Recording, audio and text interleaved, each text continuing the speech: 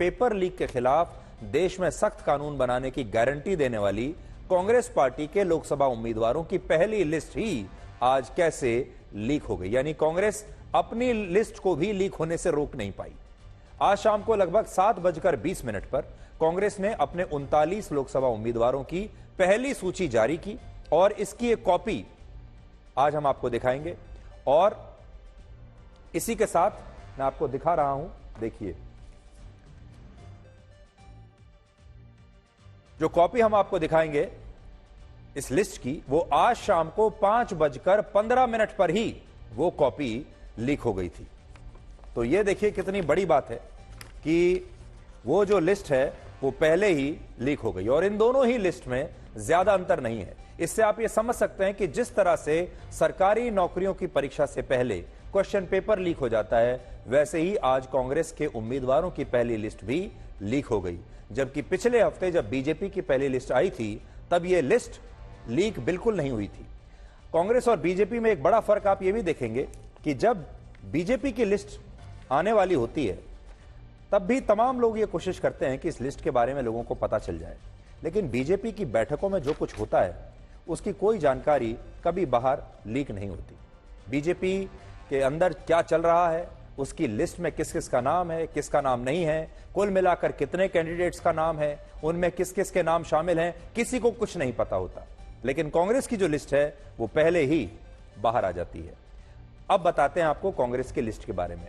अपनी पहली लिस्ट में कुल मिलाकर 39 उम्मीदवारों के नाम इसमें कांग्रेस ने शामिल किए हैं, जिनमें 6 उम्मीदवार छत्तीसगढ़ से हैं, 7 कर्नाटक से हैं, 16 केरल से हैं, 4 तेलंगाना से हैं, एक उम्मीदवार त्रिपुरा, सिक्किम और नागालैंड और लक्षद्वीप से है और 2 उम्मीदवार मेघालय से हैं। यानी इस लिस्ट में बड़े बड़े राज्यों के लोकसभा उम्मीदवारों के नामों की घोषणा अभी नहीं हुई है। यानी जो बड़ी बड़ी सीटें हैं, बड़े राज्य हैं महत्वपूर्ण, जहां कांटे की टक्कर होने वाली है, वो जो लिस्ट है वो अभी आनी बाकी है। जबकि बीजेपी ने अपनी पहली ही सूची में 195 लोकसभा उम्मीदवारों के नामों की घोषणा कर दी थी। तो पहला अंतर तो यह देख लीजिए कि बीजेपी ने पहली लिस्ट में 195 सीटों की घोषणा की, नामों की घोषणा की है और कांग्रेस ने सिर्फ 39 सीटों की, 39 नामों की कांग्रेस ने अभी तक सिर्फ घोषणा उन्होंने की है। इन 39 लोकसभा उम्मीदवारों में 15 उम्मीदवार सामान्य श्रेणी से हैं यानी जनरल कैटेगरी से हैं, जबकि 24 उम्मीदवार दलित, आदिवासी, पिछड़े और अल्पसंख्यक वर्ग से हैं। और इन 39 उम्मीदवारों में 12 उम्मीदवारों की उम्र 50 वर्ष से कम है, 8 की उम्र 50 से 60 वर्ष के बीच है, 12 उम्मीदवारों की उम्र 61 से 70 वर्ष है और 7 उम्मीदवार तो ऐसे हैं जिनकी उम्र 71 से 76 वर्ष है। यानी इस लिस्ट में उम्र दराज नेताओं की संख्या भी अच्छी खासी है।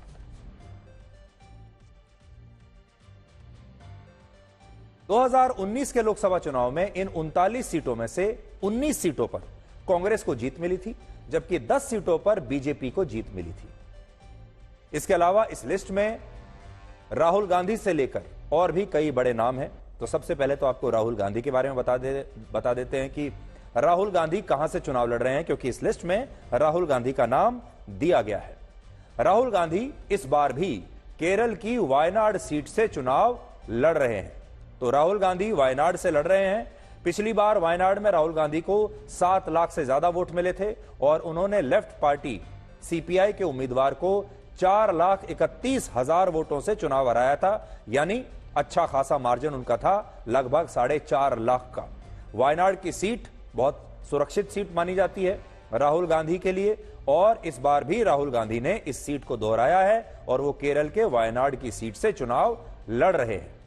हालांकि जो आप जानना चाहते हैं, जो पूरा देश जानना चाहता है, उस सवाल का जवाब इस लिस्ट में नहीं है।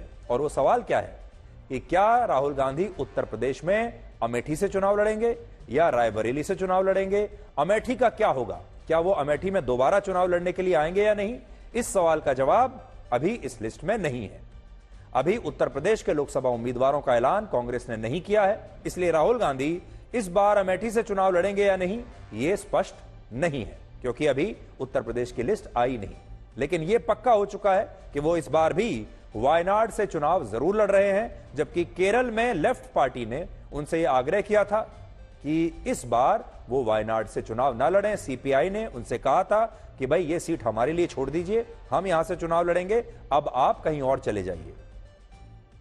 तो राहुल गांधी ने अपने जो कम्युनिस्ट सहयोगी हैं उनकी बात नहीं मानी और वो अब भी इस बार दूसरी बार वायनाड से चुनाव लड़ रहे हैं।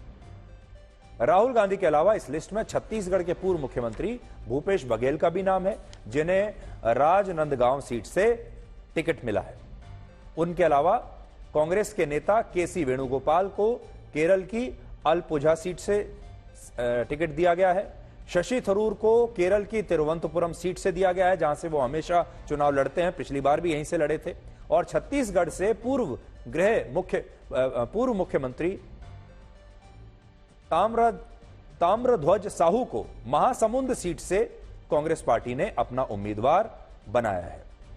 यहां दिलचस्प बात यह है कि केरल की तिरुवनंतपुरम सीट से शशि थरूर के सामने बीजेपी की तरफ से केंद्रीय मंत्री राजीव चंद्रशेखर मैदान में होंगे। तो ये जो सीट है, यहां पर मुकाबला बड़ा दिलचस्प होने वाला है, क्योंकि यहां शशि थरूर के सामने होंगे राजीव चंद्रशेखर।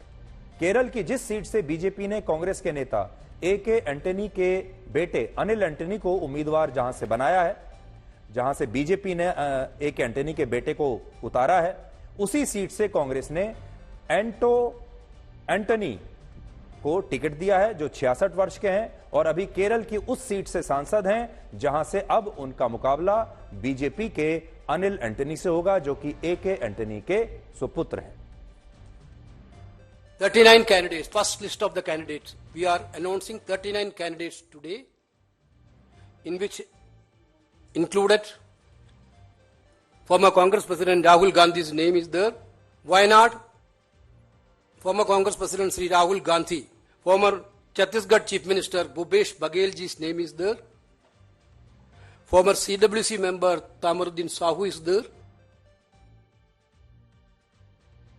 इस पहली लिस्ट के बीच राहुल गांधी ने लोकसभा चुनावों के लिए भारत के युवाओं से 5 बड़े वादे किए हैं, जो आपको जानना बड़ा जरूरी है, महत्वपूर्ण है। जिनमें पहला वादा यह है कि अगर कांग्रेस की सरकार देश में आई तो वो युवाओं को 30 लाख सरकारी नौकरियां देंगे। दूसरा वादा है, ऐसे छात्रों को 1 साल के लिए ट्रेनिंग की गारंटी मिलेगी जो ग्रेजुएट हैं या जिन्होंने डिप्लोमा किया हुआ है, और ऐसे सभी युवाओं को कम से कम 1 साल की ट्रेनिंग के दौरान 1 लाख रुपए का स्टाइपेंड यानी वजीफा मिलेगा। तीसरा, क्वेश्चन पेपर लीक होने के खिलाफ सरकार एक कड़ा कानून बनाएगी।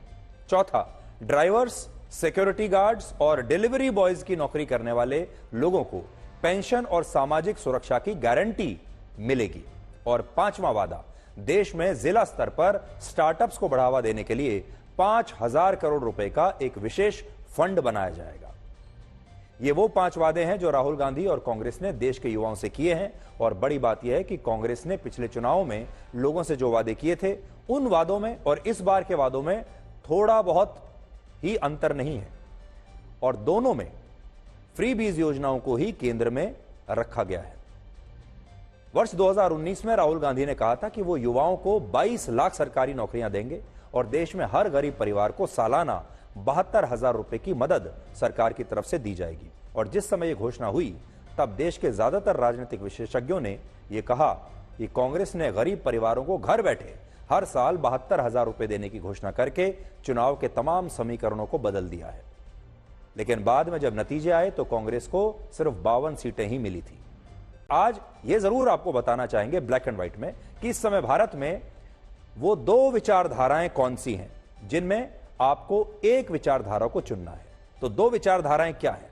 इनमें एक विचारधारा वो है जिसमें पार्टियां आपको सब कुछ मुफ्त में देना चाहती हैं, जिसे अंग्रेजी में हम फ्री बीज कहते हैं, और वो ऐसी व्यवस्था देने का वादा करती हैं जिनमें लोगों को कोई काम करने की आवश्यकता नहीं होगी और उन्हें बिजली से लेकर पानी तक, राशन से लेकर बेरोजगारी भत्ते तक सब कुछ घर बैठे मुफ्त में मिल जाएगा। दूसरी विचारधारा वो होनी चाहिए या वो है जिसमें सरकार युवाओं के कौशल विकास पर यानी स्किल डेवलपमेंट पर जोर देकर उन्हें इस लायक बनाना चाहती है जिससे बेरोजगारी की समस्या खत्म हो जाए और जो लोग अभी बेरोजगार हैं वो खुद रोजगार के अवसर अपने लिए पैदा कर सके। यानी एक विचारधारा है जहां आपको ना बिजली का बिल देना है, ना पानी का बिल देना है, इंटरनेट भी मुफ्त मिलेगा, घर बैठे आपको बेरोजगारी भत्ता भी मिलेगा और भी तमाम चीजें मिलेंगी, हो सकता है किराया भाड़ा भी मुफ्त हो जाए। दूसरी जो विचारधारा है वो ये है कि आपको मुफ्त में कुछ नहीं मिलेगा, लेकिन आपको इस लायक बना दिया जाए कि आप अब अपने सारे बिल खुद दे सकते हैं, आप अपनी सारी इंस्टॉलमेंट, अपनी ईएमआई खुद भर सकते हैं, अब आपको लोन माफ कराने की आवश्यकता नहीं है। ये दो विचारधाराएं हैं।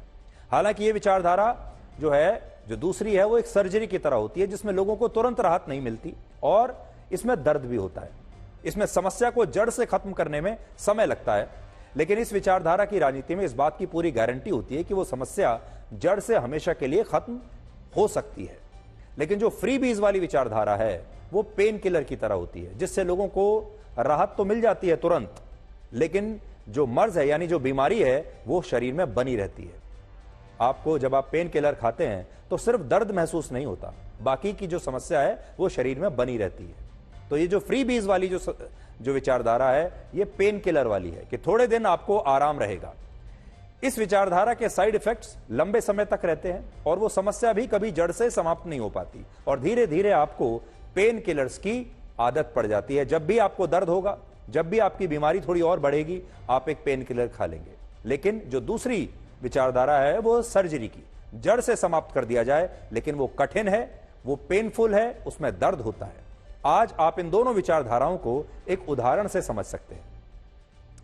जैसे बहुत सारी पार्टियां ऐसी हैं जो लोगों को मुफ्त बिजली दे रही हैं, मुफ्त बिजली देने के मॉडल अब लगभग हर राज्य में लागू भी होने लगा है। तो ये जो मुफ्त बिजली की बात है, ये पहले अरविंद केजरीवाल ने इसका परिचय लोगों से करवाया और धीरे धीरे तमाम नेताओं को समझ में आ गया कि अगर लोगों को मुफ्त बिजली, मुफ्त पानी और बाकी की इस तरह की लोन माफ कर दिया जाए, इस तरह की जो फ्री बीज अगर दी जाए तो उससे चुनाव में फायदा होता है। इसलिए अब बहुत सारे नेताओं ने यही मॉडल अपनाना शुरू कर दिया है। जैसे केजरीवाल ने दिल्ली में कहा कि वो 1000 रुपए दिल्ली की महिलाओं को हर महीने दिया करेंगे, तो हिमाचल प्रदेश की सरकार ने भी कह दिया कि वो 1000 नहीं, वो तो 1500 रुपए देंगे। लेकिन सोचिए, क्या मुफ्त बिजली के जैसा इस देश में कोई और मॉडल नहीं हो सकता? क्या यही एक मॉडल है कि आप लोगों को मुफ्त बिजली दें और उनसे कहें कि आपके बिजली के बिल माफ कर दिए जाएंगे? तो कुछ और भी हो सकता है। उसका जवाब क्या है, देखिए मैं आपको बताता हूं। उसका जवाब यह है कि इसके अलावा एक और मॉडल है। हाल ही में केंद्र सरकार ने प्रधानमंत्री सूर्य घर मुफ्त बिजली योजना शुरू की और वो इसलिए अलग है क्योंकि इसमें सरकार सीधे लोगों को मुफ्त बिजली नहीं दे रही। सरकार क्या करती है, वो कहती है कि जो लोग अपने घरों की छत पर सोलर पैनल लगवाएंगे, उन सोलर पैनल्स को एक ग्रिड से जोड़ा जाएगा, फिर उस ग्रिड से उस परिवार को हर महीने 300 यूनिट फ्री बिजली मिलेगी। इससे आप ये समझ सकते हैं कि ये बिजली मुफ्त होते हुए भी असल में मुफ्त नहीं है, क्योंकि इसमें लोगों की भी अपनी भागीदारी है और लोगों को इसमें काम भी करना पड़ेगा। सबसे बड़ी बात यह है कि इस योजना से सौर ऊर्जा के इस्तेमाल को बढ़ावा मिल रहा है।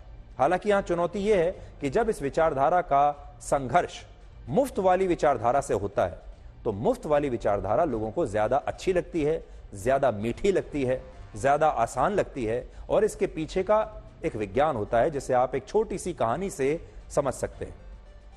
और आज मैं आपको एक कहानी सुनाने वाला हूं। यह कहानी है एक हलवाई और एक डॉक्टर की। एक बहुत ही फ्रेंडली हलवाई है और एक बहुत ही सख्त डॉक्टर है। एक बार एक चुनाव में दो उम्मीदवार आमने सामने खड़े होते हैं, जिनमें एक बहुत ही फ्रेंडली हलवाई होता है जो सबके साथ दोस्ती करता है, बहुत मीठा बोलता है, और एक दूसरा डॉक्टर है जो बड़ा सख्त है और जो बहुत अनुशासन प्रिय है। अब हलवाई लोगों से यह कहता है कि अगर वो चुनाव में जीता तो वो लोगों को हर रोज मीठा खिलाएगा, मिठाइयां खिलाएगा, तरह तरह के व्यंजन खिलाएगा और लोगों का पूरा ध्यान रखेगा। और लोगों से वादा करता है कि मेरे जीतने के बाद आपको हर रोज मिठाइयां मिलेंगी और 56 प्रकार के व्यंजन आपको दिए जाएंगे और उन्हें कभी भी व्यायाम करने के लिए नहीं कहा जाएगा।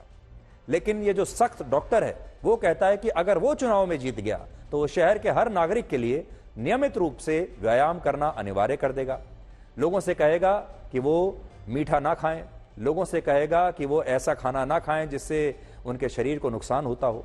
ये डॉक्टर लोगों को स्वस्थ रखने की बात करता है, जबकि हलवाई लोगों को कुछ भी खाने की और व्यायाम से आजादी की बात करता है। और जो लोगों के लिए ऐसी बातें जो खतरनाक होती हैं उनको भी वो कहता है कि आप ये सब कर सकते हैं। इस सब के बावजूद लोग डॉक्टर को चुनाव में हरा देते हैं और हलवाई को अपना नेता चुन लेते हैं।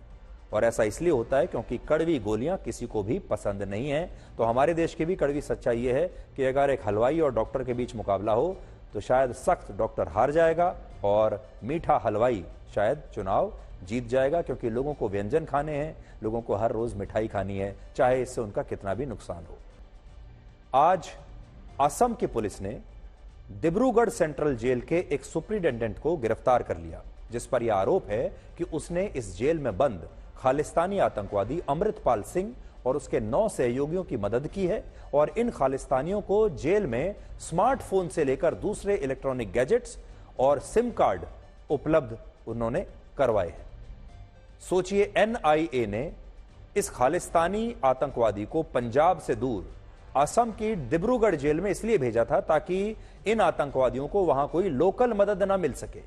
लेकिन आरोप है कि ये खालिस्तानी असम की इस सेंट्रल जेल में न सिर्फ स्मार्टफोन का इस्तेमाल कर रहे थे बल्कि इनके पास जासूसी करने वाले कैमरे भी थे, यानी इनके पास स्पाई कैम्स भी थे।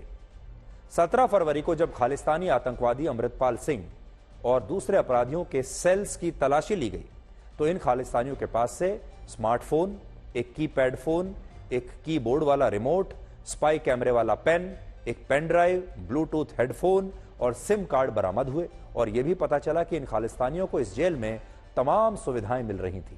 और इससे आप समझ सकते हैं कि इन आतंकवादियों की जड़ें हमारी व्यवस्था में, हमारी सिस्टम में कितनी गहरी हैं और ये कहां तक फैली हुई है। अमृतपाल सिंह वही खालिस्तानी आतंकवादी है, याद कीजिए, जिसे पिछले वर्ष अप्रैल में गिरफ्तार किया गया था और उस समय इस खालिस्तानी ने पंजाब के एक पुलिस स्टेशन पर हमला करके वहां मौजूद तमाम पुलिसकर्मियों को बंधक बना लिया था। और पंजाब की पुलिस भी तब इस खालिस्तानी आतंकवादी से डर गई थी और इसे गिरफ्तार नहीं कर पाई थी। और ये खुलेआम वहां पर पंजाब पुलिस के सामने वहां से निकल आया और उसके बाद गायब हो गया। कई हफ्तों तक पुलिस अलग अलग राज्यों के इसके पीछे पड़ी रही और तब जाकर ये गिरफ्तार हुआ। ये तस्वीरें आपको याद होंगी, भारत के न्यूज चैनल्स पर, मीडिया में हर रोज अमृतपाल सिंह के बारे में खबरें आती थी। इस खालिस्तानी ने उस समय पंजाब की पुलिस को एक तरीके से बंधक बना लिया था और बाद में 36 दिनों तक पुलिस इस खालिस्तानी को गिरफ्तार नहीं कर पाई थी। लेकिन जब इसे गिरफ्तार करके असम की जेल भेजा गया तो आरोप है कि इसने वहां भी कुछ अफसरों को खरीद लिया। और आप अब समझ पाएंगे कि हमारे देश में बेईमानी से पैसा कमाने के लिए बहुत सारे लोग भ्रष्टाचार का सहारा ले लेते हैं, भ्रष्ट बन जाते हैं। और पैसा कमाने के लिए हमारे देश में आज भी ऐसे सरकारी अफसर हैं जो इन आतंकवादियों की मदद करने के लिए भी तैयार हो जाते हैं, जिन पर देश को तोड़ने का आरोप है। और इसीलिए हम बार बार ये कहते हैं कि हमारे देश में बेईमानी सबसे बड़ी समस्या है। So there was a search made inside the jail where we have found mobile phones, remote with keypad and other devices inside the jail premises. Based on that case, we have started investigation and we have collected some technical data also regarding the mobile phones and other communication devices which they have used. Upon further investigation, we found that there is a nexus between the jail officials, especially superintendent and others. And, upon sufficient evidence and incriminating evidence, which is both technical evidence and also second police, we have taken him into custody yesterday night.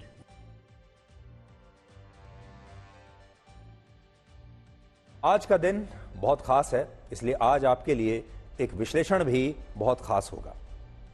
आज महाशिवरात्रि है और आज ही अंतर्राष्ट्रीय महिला दिवस भी है, यानी महाशिवरात्रि भी है और महिला दिवस भी है। इसलिए आज हम भगवान शिव और शक्ति का एक अनोखा विश्लेषण करेंगे, यानी शिव और शक्ति दोनों का एक विश्लेषण होगा। महाशिवरात्रि का पर्व इसलिए मनाया जाता है क्योंकि आज ही के दिन भगवान शिव और पार्वती जी का विवाह हुआ था और भगवान शिव और पार्वती जी के ही संयुक्त रूप को अर्धनारीश्वर कहा जाता है। इस स्वरूप के आधे हिस्से में पुरुष रूपी शिव का वास होता है और बाकी के आधे हिस्से में स्त्री रूपी शक्ति यानी पार्वती जी का वास होता है। और इसीलिए शिव को शक्ति के बिना और शक्ति को शिव के बिना अधूरा माना जाता है। और भगवान शिव की सबसे बड़ी शक्ति यही है कि वो रुद्र भी हैं, यानी वो विनाशक भी हैं, और वो भोले भाले यानी भोलेनाथ भी हैं। यानी वो दयालु भी हैं और वो उदार भी हैं। और इसीलिए कहते हैं कि अगर कलयुग में इंसान ने अपने हृदय में शिव तत्व को जीवंत कर लिया तो वो व्यक्ति अपने जीवन को हमेशा के लिए बदल सकता है। शास्त्रों में भगवान शिव को देवों का देव बताया गया है और उनके 108 रूपों का वर्णन किया गया है और इनमें भी अर्धनारीश्वर का उनका रूप शिव शक्ति को परिभाषित करता है, जिसमें शिव जी का भी वास है और पार्वती जी का भी वास है। और बड़ी बात यह है कि इस शिव शक्ति का मिलन महाशिवरात्रि के दिन ही हुआ था, इसीलिए आज का दिन बहुत खास है। पौराणिक कथाओं में मान्यता है कि जब माता सती ने आत्मदाह कर लिया तब भगवान शिव ने स्वयं को निराशा और अवसाद में लीन कर लिया था, वो उसमें खो गए थे। और भगवान शिव की मनोस्थिति से राक्षस ताड़कासुर अच्छी तरह से परिचित था और उसे ऐसा लगा कि अब भगवान शिव के लिए कभी भी गृहस्थ जीवन संभव नहीं होगा और इसी बात का फायदा उठाकर वो अमर होना चाहता था। इसके लिए उसने ब्रह्मांड के निर्माता भगवान ब्रह्मा की तपस्या शुरू की और जब भगवान ब्रह्मा इस राक्षस के सामने प्रकट हुए तो इस राक्षस ने उनसे एक बहुत ही विशेष वरदान मांगा और वो वरदान ये था कि इस राक्षस की मृत्यु भगवान शिव के पुत्र के अलावा किसी और के हाथों नहीं होनी चाहिए। भगवान ब्रह्मा ने तथास्तु कहकर इस राक्षस को यह वरदान दे दिया, क्योंकि इस राक्षस को ऐसा लगता था कि माता सती के आत्मदाह के बाद भगवान शिव के लिए गृहस्थ जीवन संभव होगा ही नहीं और अगर गृहस्थ जीवन में भगवान शिव आएंगे नहीं तो उनका पुत्र भी कहां से आएगा। इसलिए उसने खुद को अमर समझ लिया और विश्व को यह राक्षस आतंकित करने लगा। उसने वरदान ही ऐसा मांगा कि अब उसे कोई मार ना सके। इसी समय राजा हिमवंत अपनी पत्नी के साथ हिमालय में रहते थे और उनकी पुत्री कोई और नहीं बल्कि पार्वती जी थी और पार्वती को भगवान शिव के प्रति अटूट विश्वास था। पार्वती का भगवान शिव से तभी विवाह हो सकता था तब जब भगवान शिव के हृदय में स्नेह और प्रेम भाव उत्पन्न होता, जबकि वो तो कैलाश पर्वत पर ध्यान की मुद्रा में बैठे हुए थे, इसलिए इसकी संभावना ना के बराबर थी। भगवान शिव की इस मनोस्थिति को देखते हुए कामदेव को उनके पास भेजा गया और उन्हें यह जिम्मेदारी सौंपी गई कि वो भगवान शिव को प्रेम से सरोबार कर देंगे और इसीलिए उन्होंने कैलाश पर्वत पर भगवान शिव के हृदय पर प्रेम का एक तीर चलाया और लेकिन यह तीर भगवान शिव के हृदय को स्पर्श करता उससे पहले ही भगवान शिव की तीसरी आंख यानी उनका तीसरा नेत्र खुल गया और उन्होंने कामदेव को भी भस्म कर दिया। और जब यह प्रयास असफल हुआ तब पार्वती जी योगिनी बनने के लिए कैलाश पर्वत पर आकर भगवान शिव की तपस्या करने लगी और इस तपस्या से भगवान शिव इस कदर प्रसन्न हुए कि उन्होंने ऐसे रूप में पार्वती के समक्ष जाने का फैसला किया जो उन्हें शायद अच्छा नहीं लगता। लेकिन जब इस रूप में भगवान शिव ने पार्वती से यह पूछा कि क्या वो उनसे विवाह करेंगी तो पार्वती ने अगले ही क्षण में अपनी सहमति दे दी और इसके बाद भगवान शिव अपने असली रूप में प्रकट हो गए और बाद में उसी रात्रि को भगवान शिव और पार्वती का विवाह हुआ, जिसकी वजह से यह रात्रि महाशिवरात्रि बनी। और बाद में भगवान शिव और पार्वती के सबसे बड़े पुत्र कार्तिकेय ने उसी राक्षस का वध किया जिसने भगवान ब्रह्मा से यह वरदान मांगा था कि उसका विनाश भगवान शिव के पुत्र के हाथों ही होना चाहिए और किसी के हाथों नहीं। आप में से बहुत सारे लोगों को यह बात शायद पता नहीं होगी कि भारत में सबसे ज्यादा लोग भगवान शिव की ही आराधना करते हैं।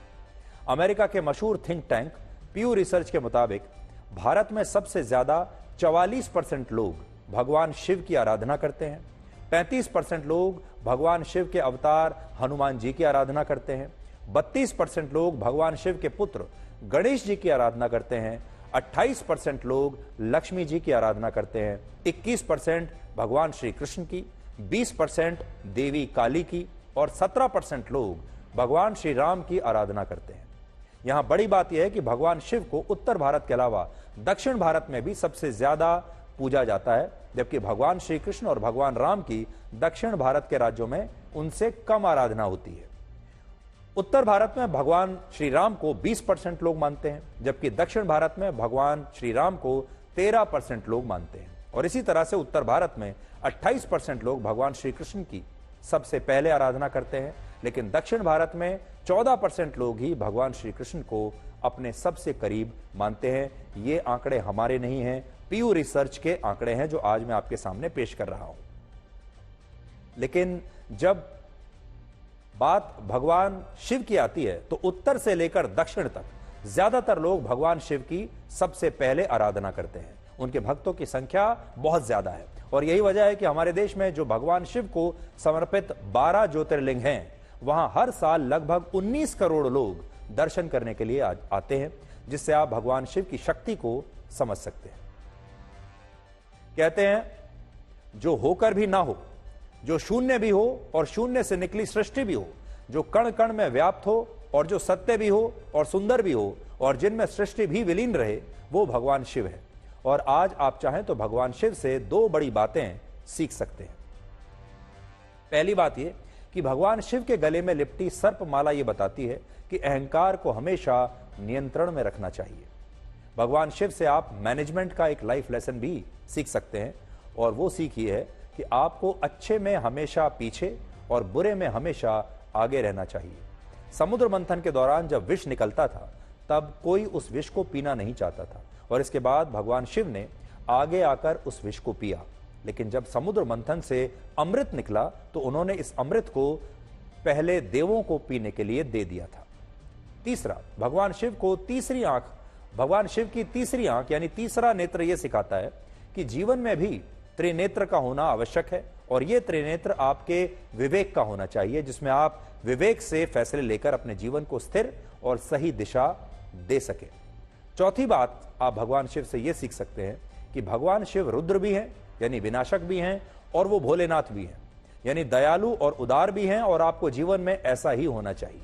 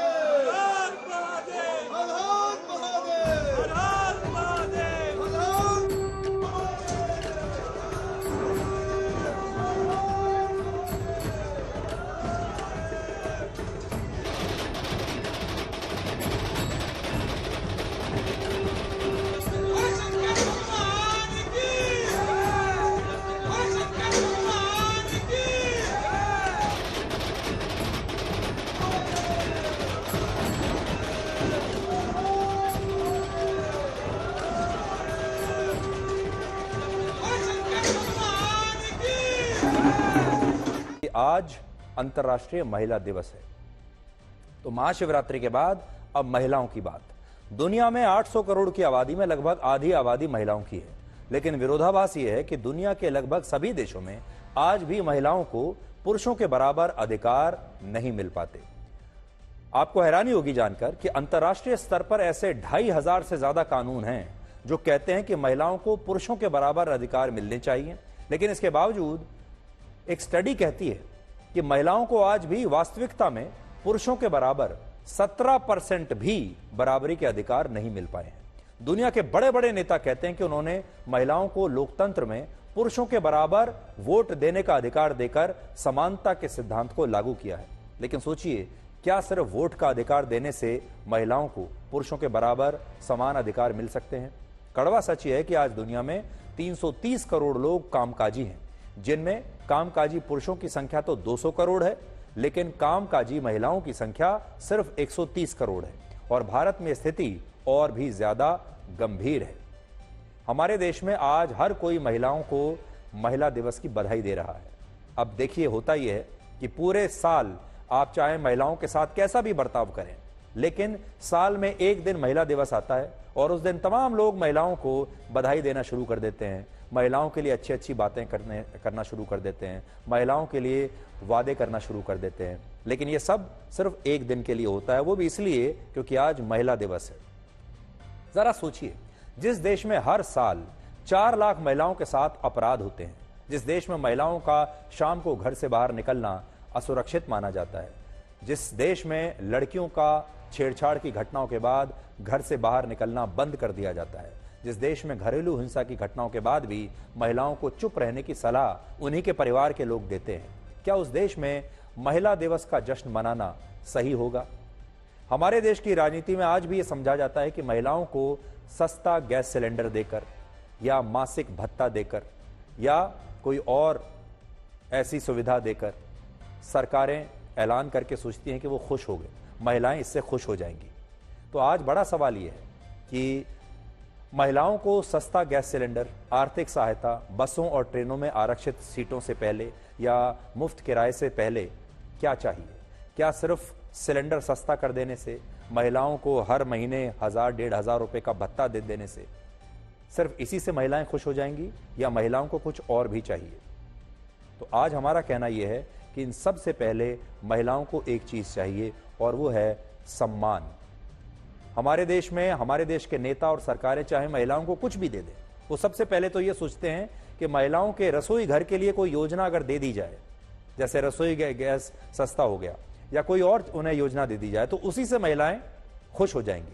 ये बात सही है, इससे सशक्तिकरण आता है, महिलाओं के जीवन में बदलाव जरूर आता है, लेकिन हमारे देश की महिलाएं उससे पहले एक और चीज का इंतजार कर रही हैं और वो है सम्मान।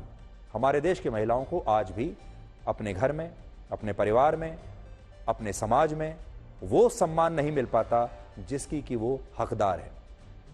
हमारे देश में महिलाओं को माता पिता की संपत्ति में बराबरी के अधिकार दिलाने वाले कानून हैं, लेकिन इन कानूनों का महिलाओं को बहुत कम लाभ होता है। आज हमें लगता है कि अगर ये अधिकार महिलाओं को पूरी तरह से मिलने लगें तो महिलाओं के लिए ये बात बहुत अच्छी होगी और लोग ये समझ लें कि घर संभालने की जिम्मेदारी सिर्फ महिलाओं की नहीं, बल्कि महिलाओं को खुद पर ध्यान देने की ग्लानि का भाव ना हो, इसलिए ये जिम्मेदारी सबकी होनी चाहिए। हमें लगता है कि महिलाओं को बहुत बड़ा न्याय मिल जाएगा अगर ऐसा हो जाए। महिलाओं को न्याय और सम्मान मिल गया तो ये बहुत बड़ी बात होगी।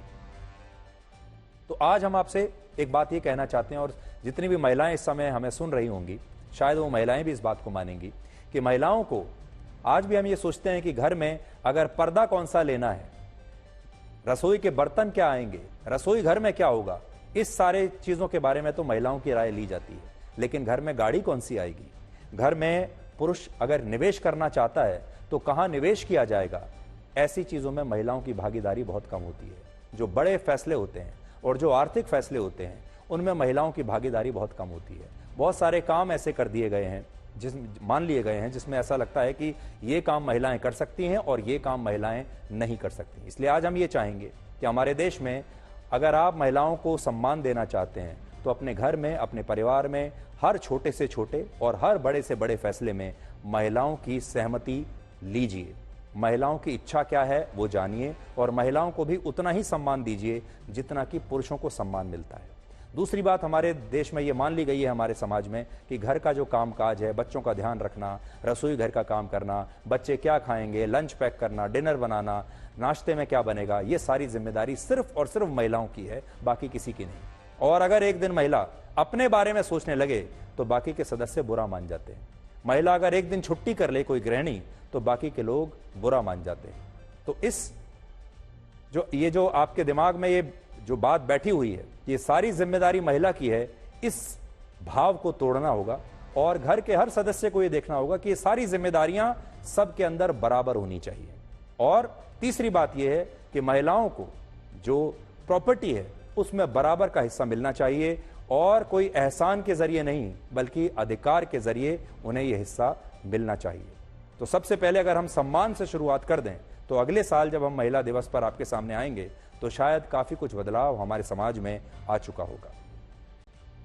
आज दिल्ली के भारत मंडपम में प्रधानमंत्री मोदी ने एक बड़ा अनोखा कार्यक्रम किया जिसमें उन्होंने देश के डिजिटल कंटेंट क्रिएटर्स को सम्मानित किया, जिसमें अलग अलग तरह के अलग अलग प्लेटफॉर्म्स पर जो डिजिटल कंटेंट क्रिएटर्स हैं, यानी वो लोग जो यूट्यूबर्स हैं, जो लोग इंस्टाग्राम पर रील्स बनाते हैं या अलग अलग डिजिटल प्लेटफॉर्म्स पर अपने अपने कंटेंट डालते हैं, ऐसे तमाम लोगों को आज भारत की सरकार ने दिल्ली में बुलाया और उन्हें सम्मानित किया।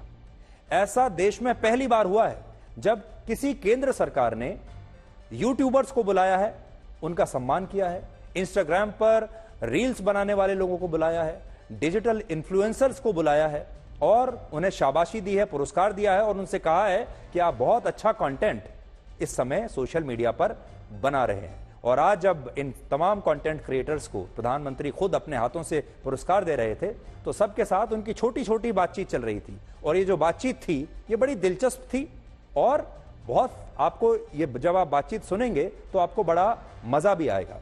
तो अब मैं आपको वो सारी बातचीत एक एक करके सुनाता हूं कि आज इन कंटेंट क्रिएटर से बातचीत करते करते प्रधानमंत्री ने क्या क्या कहा। एक कंटेंट क्रिएटर हैं कीर्तिका, उन्होंने स्टेज पर प्रधानमंत्री मोदी के आज पैर छुए। आज महिला दिवस है लेकिन प्रधानमंत्री मोदी ने उन्हें तुरंत रोक दिया और कहा कि सनातन संस्कृति में बहन बेटी के पैर छुए जाते हैं, उनकी पूजा की जाती है, उनसे पैर छुआए नहीं जाते। तो देखिए ये बड़ा दिलचस्प, आज महिला दिवस के मौके पर प्रधानमंत्री ने क्या कहा, आप भी सुनिए।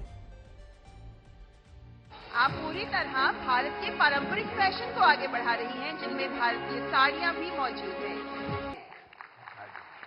नो बाबा, पैर मत छूइए।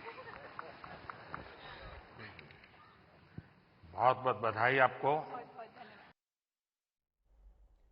इस कार्यक्रम में अलग अलग 20 श्रेणियों में सोशल मीडिया इन्फ्लुएंसर्स को प्रधानमंत्री मोदी ने सम्मानित किया, उन्हें पुरस्कार दिए और इस दौरान उन्होंने ऐसी कई बातें कही जिनका अब पूरे देश में चर्चा जिनकी हो रही है, जिनके बारे में पूरे देश में बात हो रही है और आने वाले चुनाव को लेकर भी प्रधानमंत्री मोदी ने आज कुछ इशारे किए हैं।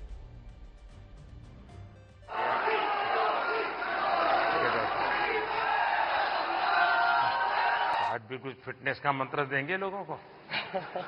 हैं? तो योगा करनी चाहिए, मेडिटेशन करनी चाहिए। तो फिर तो ये लोग कहेंगे कि मोदी जी की बात बता रहा है। देखिए, आपके साथ पॉडकास्ट करने का मूड हो रहा है सर। अरे वाह। चलिए, मूड तो सारे के बहुत होते हैं भाई।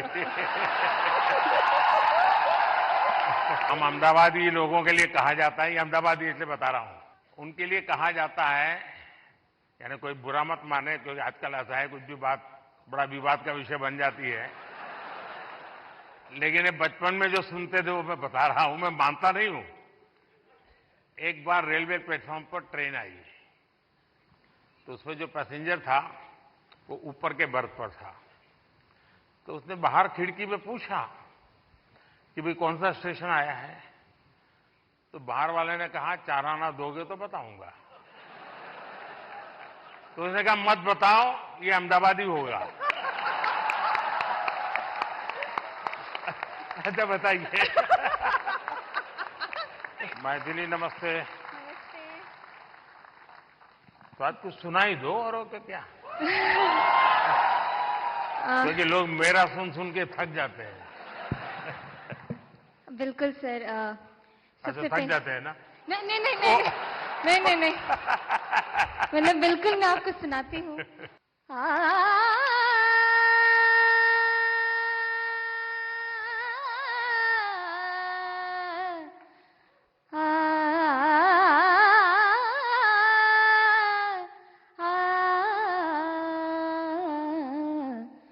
डिमिक डिमिक डमरू कर बाजे, प्रेम मगन नाचे भोला भोला। डिमिक डिमिक डमरू कर बाजे, प्रेम मगन नाचे भोला। सिंही नाद बजावत गावत, सिंही नाद बजावत गावत, लटक रही बगली झोला भोला। डिमिक डिमिक डमरू कर बाजे, प्रेम मगन नाचे भोला। किसी के बिना नहीं चलता है। आज रात सुनने में मुझे बहुत खुशी हुई, बहुत बहुत शुक्रिया। मल्हार, ये जो लोग क्रिएटर्स हैं ना, उसमें कुछ लोग वो भी हैं जो क्या खाना चाहिए वो भी कहते हैं।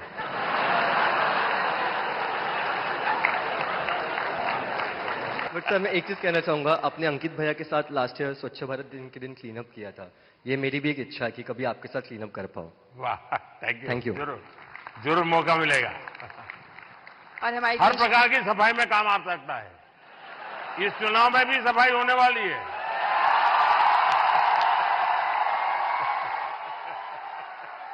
ओहो भैया झुको मत। बहुत बहुत बधाई। तो आज क्या कार्यक्रम है? आज का बस यही कार्यक्रम है। नहीं, इसलिए ये सारे लाइन लगा के खड़े रह जाएंगे, क्योंकि ज्योतिष ऐसी चीज है, कोई भी हाथ दिखाता है। मैं अपना बचपन का एक अनुभव बता दूं। मैं ट्रैवलिंग करता था बहुत, और कभी आरक्षण रिजर्वेशन तो कोई सोचना ही नहीं था। भीड़ बहुत होती थी अनरिजर्व डिब्बे में। तो मैं क्या करता था, देखता था कि हाँ थोड़ा मौका है, तो मैं किसी का हाथ पकड़ के शुरू करता देखना। तुरंत लोग मेरे लिए सीट की व्यवस्था करते थे।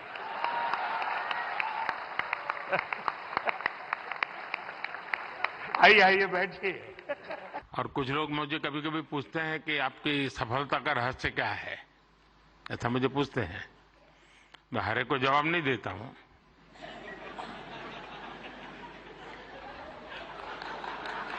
कोई रेस्टोरेंट वाला अपना किचन दिखाता है क्या?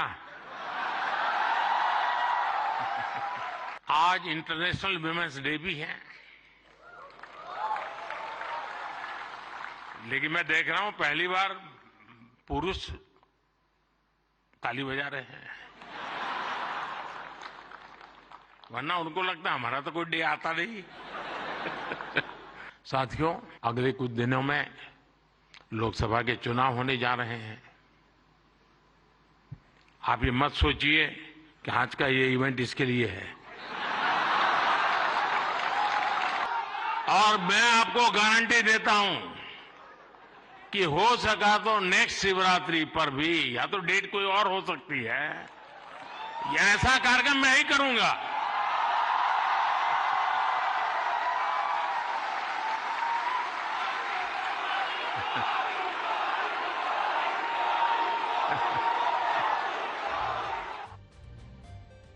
आज वैसे तो प्रधानमंत्री ने देश भर के कंटेंट क्रिएटर्स को बुलाया हुआ था, लेकिन अगर आप देखें तो पूरे देश में सबसे बड़े कंटेंट क्रिएटर खुद प्रधानमंत्री नरेंद्र मोदी ही हैं। और कोई ऐसा प्लेटफॉर्म नहीं है, चाहे वो मेन स्ट्रीम हो या वो डिजिटल प्लेटफॉर्म हो, जहां पर प्रधानमंत्री मोदी मौजूद नहीं है। और वो हर रोज इतना कंटेंट अपना बनाते हैं, इतना कंटेंट देश के लोगों के सामने रखते हैं कि उनसे बड़ा कंटेंट क्रिएटर कोई हो नहीं सकता। देखिए, प्रधानमंत्री मोदी यूट्यूब पर हैं, एक्स पर हैं, व्हाट्सएप पर उनका अपना चैनल है, वो रेडियो पर हैं, वो टीवी पर हैं, वो इंस्टाग्राम पर हैं।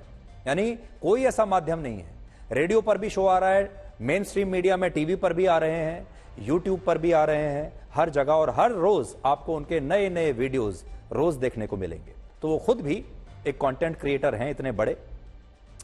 अब उन्होंने, आपको याद होगा, थोड़े दिन पहले यूट्यूब पर अपना चैनल भी लॉन्च किया है, जिसने सारे रिकॉर्ड तोड़ दिए व्यूअरशिप के। लेकिन यह कार्यक्रम आज उन्होंने क्यों किया, और देश भर के इन डिजिटल कंटेंट क्रिएटर्स को उन्होंने क्यों बुलाया? हो सकता है आप लोग इससे पहले डिजिटल कंटेंट क्रिएटर्स को, रील्स बनाने वाले लोगों को गंभीरता से ना लेते हो, यूट्यूबर्स को हो सकता है आप गंभीरता से ना लेते हो, लेकिन अब आज की व्यवस्था में उनका जो रोल है वो बहुत महत्वपूर्ण है। तो इस कार्यक्रम में अगर आप ब्लैक और व्हाइट में करके देखें तो वो ये है कि अब पहली बात तो ये कि जो कंटेंट है वो लिबरेट हो गया, यानी कंटेंट आजाद हो चुका है। और ये सिर्फ कुछ लोगों तक सीमित नहीं रह गया है। आज देश का कोई भी प्रतिभाशाली युवा अपना कंटेंट बना सकता है। अब ये जो डिजिटल क्रिएटर्स हैं, कंटेंट क्रिएटर्स हैं, ये अपने खुद के संपादक हैं, खुद के निर्माता हैं, खुद के निर्देशक हैं। आपको याद होगा, इससे पहले मुट्ठी भर निर्माता निर्देशक हुआ करते थे जो फिल्में बनाते थे या जो सीरियल्स बनाते थे, और सबको उन्हीं के आसपास रहना होता था। अब वो कंटेंट आजाद हो चुका है। इससे पहले जो मेन स्ट्रीम मीडिया के जो संपादक थे वो सारा कंटेंट कंट्रोल किया करते थे। अब वो जो कंट्रोल है वो चला गया और कंटेंट आजाद हो गया। ये सारे लोग संपादक भी हैं, निर्माता भी हैं, निर्देशक भी हैं, एक्टर भी हैं, एंकर भी हैं, गायक भी हैं, डांसर भी हैं। इससे यह पता चलता है कि अब चुनाव में सोशल मीडिया का प्रभाव बहुत बढ़ रहा है। एक टाइम था जब मेन स्ट्रीम मीडिया यानी अखबार और सिर्फ टीवी देखकर लोग प्रभावित हो जाते थे, लेकिन अब सोशल मीडिया का प्रभाव लगातार बढ़ रहा है। और अब बड़े बड़े नेताओं को यह समझ में आ गया है कि सोशल मीडिया की ताकत कितनी बड़ी है और यह लगातार बढ़ रही है। और आपने देखा होगा, हाल ही में बड़े बड़े जो मिनिस्टर्स हैं, बड़े बड़े जो नेता हैं, वो यूट्यूबर्स के साथ अब अपना इंटरव्यूज कर रहे हैं। इस बात को आप अमेरिका के उदाहरण से भी समझ सकते हैं, जहां अमेरिका के राष्ट्रपति जो बाइडेन ने अभी हाल ही में टिकटॉक पर अपना अकाउंट बनाया है, और वो ऐसे में जब अमेरिका में टिकटॉक को सुरक्षा के लिहाज से खतरनाक माना जाता है और वहां की सरकार टिकटॉक पर बैन लगाने के बारे में विचार कर रही है, ऐसे में भी जो बाइडेन ने टिकटॉक पर अपना अकाउंट खोल लिया, क्योंकि वो जानते हैं कि टिकटॉक जो है उसकी रीच बहुत बड़ी है और टिकटॉक पर बड़ी संख्या में लोग मौजूद हैं, इसलिए उन्हें भी टिकटॉक पर आना पड़ा। और सोशल मीडिया की जो ताकत है जिस तरह से बढ़ रही है, उसमें एक चिंताजनक पहलू भी है। यह बात सही है, सोशल मीडिया पर आपको बहुत कुछ देखने को मिलता है, इसका विस्तार बहुत ज्यादा है, लेकिन एक चिंताजनक पहलू भी है, और वो ये कि सोशल मीडिया पर जो कुछ आपको दिखाया जाता है, जो बातें बताई जाती हैं, जो वीडियोज आते हैं, जो जानकारी आती है, उनकी निगरानी के लिए और उनके रेगुलेशन के लिए आज भी कोई ठोस मैकेनिज्म नहीं है।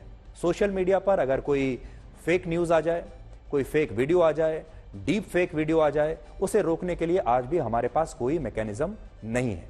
जो मैं आपको पुराने जमाने की बात बता रहा था, आज भी जब आप सिनेमा देखने के लिए जाते हैं, फिल्मों के रेगुलेशन के लिए आज भी हमारे देश में सेंसर बोर्ड है। किसी भी फिल्म को पास कराने से पहले सेंसर बोर्ड की इजाजत और उसका सर्टिफिकेट लगता है। और टीवी पर जो न्यूज चैनल आप देखते हैं, उनमें भी कोड ऑफ एथिक्स चलते हैं, सरकार के नियम हैं, सरकार के कानून हैं ब्रॉडकास्टिंग के, और हमें, यानी जैसे हम जैसे जो लोग हैं, हमें उस ब्रॉडकास्टिंग के जो नियम और कानून हैं उनके ही दायरे में अपना जो कार्यक्रम है, अपनी भाषा, अपना कंटेंट रखना पड़ता है। तो आने वाले दिनों में एक बड़ी जो चुनौती होगी वो ये कि सोशल मीडिया पर जो आप देख रहे हैं, क्योंकि वहां पर इतने सारे लोगों के ऊपर कोई संपादक नहीं बैठा हुआ है, वहां पर जो पूरा मैकेनिज्म है उस पर निगरानी करने का वो अभी नहीं है। इसलिए अब समय आ गया है कि सोशल मीडिया को लेकर भी एक रेगुलेशन लाया जाए, लेकिन तब तक सोशल मीडिया हमारे देश में लगातार लोकप्रिय हो रहा है। और आज हम देश के तमाम इन यूट्यूबर्स को और कंटेंट क्रिएटर्स को बहुत बहुत बधाई देते हैं, क्योंकि अब ये भी मेन स्ट्रीम का ही हिस्सा बन चुके हैं। और मनुष्य भी कितना चालाक है, 108 मोतियों की माला जपते हुए उसका मन भटकता है और नोटों की गड्डी गिनते समय मन एकाग्र रहता है।